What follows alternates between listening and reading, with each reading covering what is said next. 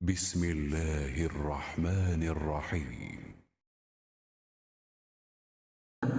Shunga o'xshagan sizni bizni Imom Moturidiyamiz deyotganlar hammasi vaqas tasaddal ulamo li sharh li fiqh akbar, fiqh akbarning sharhiga kirishgan ulamolarimiz hammasi shulardan bittasi vaqama g'ayri wa bi hazil muhimmati minhum ala sabil zikri al-imom Abul Mansur al-Maturidi al-mutawaffa 333-hijriy yilda olamdan o'tgan imom Mansur al-Maturidi, siz bilan biz Maturidi aqidasidan deyapmiz. Shu kishi Fiqhul Akbarga sharh yozgan debdi. Imom Azam kitobida. Bu Imom Maturidi shajara bilan borsa Imom Azamga shogird bo'lar ekanlar. O'qigan ustozlarini olib borsa 4-5 odamda borib Imom Azamga taqalar ekanmish. Yo ikkita ustozda, uchinchi ustoz taqalar ekanlar. Shu ustozlarini kitobini sharhlab siz bizga bugungi Imom Azamni mazhabidasilar-u, nimaga Maturidiyning aqidasi yurasizlar deb da'vo qiladigan, sizni bizni chalg'itadiganlar bor-ku. O'sha Imom Azam rahmatullohning fiqh akbarlari hamma aqidamizga asos bo'lgan. Tahoviyning aqidasiga ham, Maturidiyning aqidasiga ham, Mulla Jalolningga ham, Azdiga ham, Nasabiga ham nimaiki bor ekan, Maturidiya tomonidan kelgan. Hammasini asosi fiqh akbar bo'lgan. Shunga sharhlar yozilgan, shunga qo'shimchalar yozilgan. Endi bu yerda bir qiziq gap shuki, bu gap gapirayotgan odamlarni lakillab telefonda chiqayotgani o hech narsa emas, layka kuchuk u. O vakkalayotgan layka u. Buni vovvolatayotgan dirijoriga gapiraman men. Buni ilmi bo'lsa bu gapni gapirmas edi. Ilmin yo'qligidan vakkalayotgan layka bu. Uni naryoqda pultini borayotgan katta buldog bor. O'shanga gapiraman. Senga savol. Bugungi kunda oldi qochdi zamon. Birovni haqqini birov yeb ketsa, sotlar ham nohaqdan pulini yeb, sen haqsan deb shunga chiqarib beradigan bir zamonda odamlar o'zlarini bugungi tilda avtorskiy pravo deb qo'yadi. O'zini men yozgan she'rni palonchi artist ashula qilib aytib yordi. Meni she'rim deb, menga mancha pul to'lash kerak deb da'vo qilib chiqyapti. Buni olib qochdim she'riga. Meni avtorskiy pravomga arashat qilib, meni huquqim poymol qildi, shuning uchun deb sudga berib, shu ashula aytgan bitta shaytondan pul undirish uchun o'zini she'riniga da'vo qilib kelyapti. Meni she'rimni o'zi aytib oldi deb. Tushunasiz? Bugungi kunda shu narsa. Bu hol bo'ki, bu kofirlar tuzumi, u aytayotgan, da'vo qilayotgan shariatga ham tushmaydi. Uni xalqqa berayotgan sudlar hammasi adolatli sud emas. Taraf olishi mumkin, tanish bilish bo'lishi mumkin, pul bo'lishi mumkin. Bu dinimizda birovni narsasini meniki deyish, bu o'g'rilik hisoblanadi. To'g'rimi? Birovni mulkini bu meni mulkim deyish, bu o'g'rilik. Payg'ambarimiz alayhisolatu vassallam muborak hadislar o'rgandik. Birovni uyiga so'ramasdan qaraganni ko'zini o'yvasa xuni yo'q dedilar. Nima uchun u birovni uyida qarab qo'ygani uchun? Birovni uyiga qaraganni ko'zini o'yvasa xuni yo'q deb payg'ambarimiz alayhisolam siyosat ishlab turgan vaqtlarida bu Fiqhul Akbarni Imom Azam yozmagan bo'lsa, bu meni kitobim desa, bu kishining ko'zi o'ylanib o'yilmaydimi? Bu bir. Endi shu kitobni bu kishi yozmagan bo'lsalar, meni kitobim deyotgan bo'lsa, atrofida ming odamlar bo'lgan. 150-hijriyda bu kishi olamdan o'tgan degan gap. Payg'ambarimiz alayhisalom eng yaxshi davr mening davrim, undan keyin ham yaxshi davr, undan keyin ham yaxshi davr deb 3 asrga gapirganlar. Bu Imom Azam 2-asrning odamlari. Zo'r odamlar, ulamolar, fuqaholar bor vaqtning odamlari. O'sha vaqtda bu kishi kitob yozmagan bo'lsa, buni gapirmagan bo'lsalar, siz nima yozmagan kitobingizni yozdim deb da'vo qilyapsiz deb xalifaga tortadigan qozilar, da'vo qiladigan ulamolar yo'qmidi? Yoki bu odam yozgan bo'lmasin, bu muttaham aytayotgan gap ham gap bo'lsin. Odamlar o'zlari yozib, mana shu Imom Azam yozgan deymiz desa, tushunasiz? Ikkita odamni sir bo'lmaydi, to'g'rimi? Endi o'sha vaqtda odamlar Imom Azamni obro'sini ko'tarish uchun shu kitob yozgan bo'lsin. Mana shu gangirvoshlarning gapiga ham xo'p deylik. Bir kun bittasi chiqib aytadi, "Ey, u yozgan emas. Biz palonchi bo'kinchilar bilan yozganmiz buni." deb aytishi mumkin. Yo ular hammasi aytgan palon daqa bo'lsa qasam ichib o'lib ketgan bo'lsa, yo xotini, yo bolasi, yo nevarasi aytadi-da, yo shagirdi aytadi-da. To'g'rimi? Yana bitta bir fikriga. Men savol beraman. Xo'p, bu kishi bu kitobni yozmagan bo'lsalar, bu kitobni kim yozgan? Ayt, kim yozgan? Boshqa avtor bormi yozganman deyotgan? Yo'q.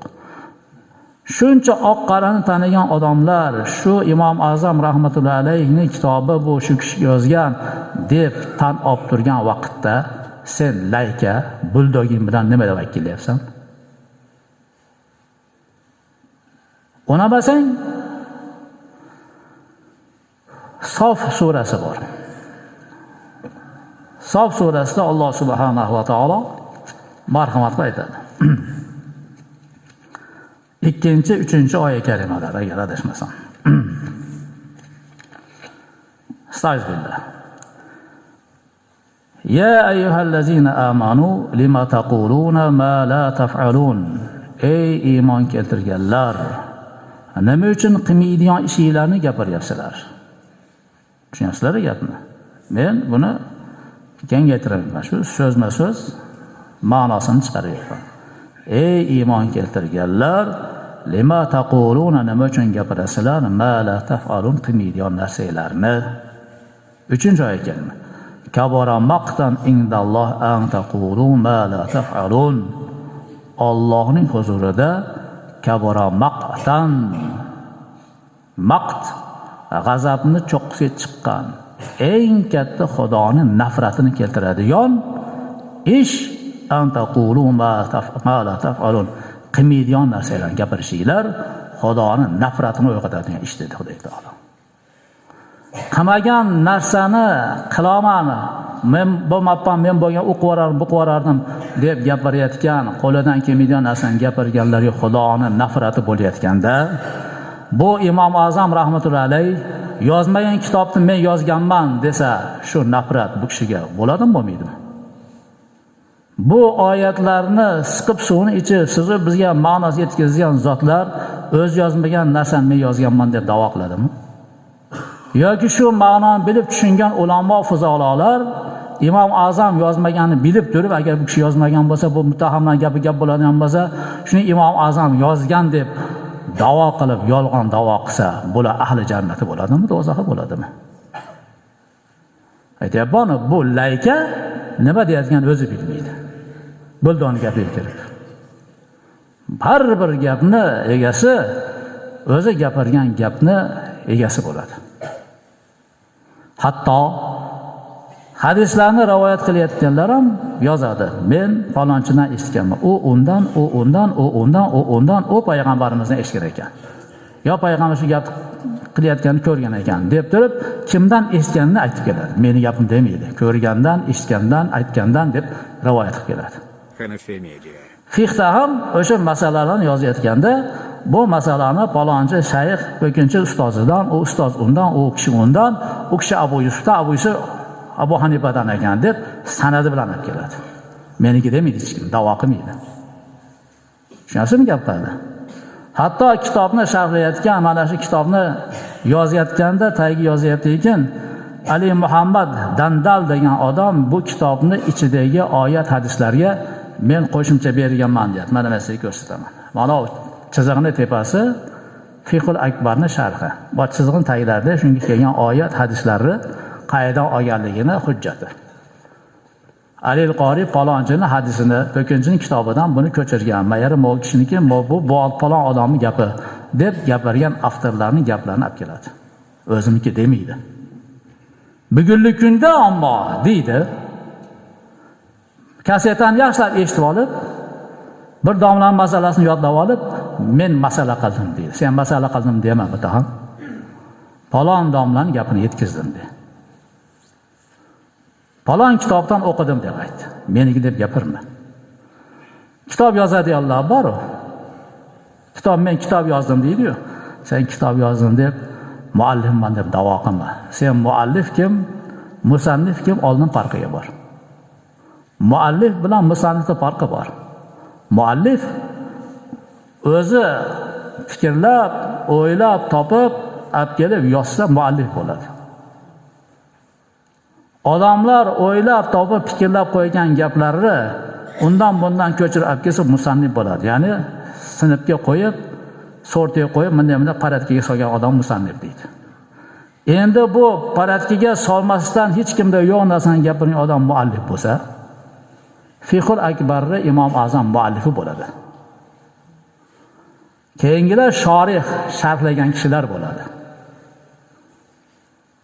Undan bundan eshitgan gaplarni kitobga tushirganlar, tagli gapni kitobga tushiradi. Bular musannif bo'ladi. Endi u kitobdan bu kitobdan cho'qamoqqa o'g'irlab turib men kitob yozdim deganlar, o kichkinaligimizda ko'rganmiz, o'tkuriy bo'ladi bular. Eslaysizlar, spektakl bo'lgan. U kitobni bu kitobni o'g'irlab olib o'tkiriyman deb tagiga nomini qo'yib, men she'rim deb mashinalik qilgan bir odamni bir teatri bo'lgan kichkinaligimizda. Bu o'tkiriylar bugungi kundagilar. Birovni mehnatini, birovni nima deydi? Topgan, izlangan hujjatlaridan foydalanib meniki deyishlik bu oyatga tushmaydi. Biz gapirayotgan gaplar hammasi biz doim aytamiz, biz tarjimonmiz, yetkazib beramiz, bizning gapimiz emas.